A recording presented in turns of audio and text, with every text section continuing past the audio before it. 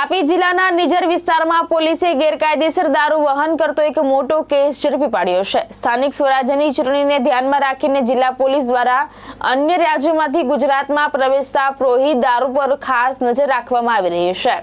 Nizar police સ્ટેશનના police inspector MD Vithalpara તથા તેમની ટીમ દ્વારા કેસરપાડા ચોકી પાસે વાહન ચેકિંગ હાથ ધરવામાં આવ્યું હતું। તે દરમિયાન આજરોજ વહેલી સવારે આશરે 3:30 વાગ્યે મહારાષ્ટ્ર રાજ્ય તરફથી આવી રહેલી એક બોલેરો પિકઅપ શંકાસ્પદ જણાતા તેને રોકી તપાસ કરવામાં આવી હતી।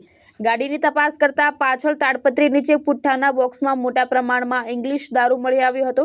આરોપી ડ્રાઈવર રમેશભાઈ ચુનીલાલભાઈ ગાવિત પાસે દારૂ વહન કરવા માટે કોઈ માન્ય પરમિટ ન હતી।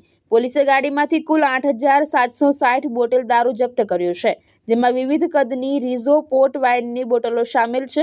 દારૂની કુલ કિંમત ₹28,19,520 ગણવામાં આવી છે।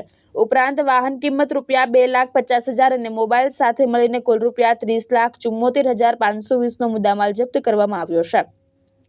નિઝર પોલીસે આરોપી વિરુદ્ધ પ્રોહિબિશન અધિનિયમ હેઠળ ગુનો નોંધી વધુ તપાસ હાથ ધરી છે। હંસરાજ પાડવી સાથે દીપેશ વળવી, દ્રષ્ટિકોણ ન્યૂઝ, તાપી।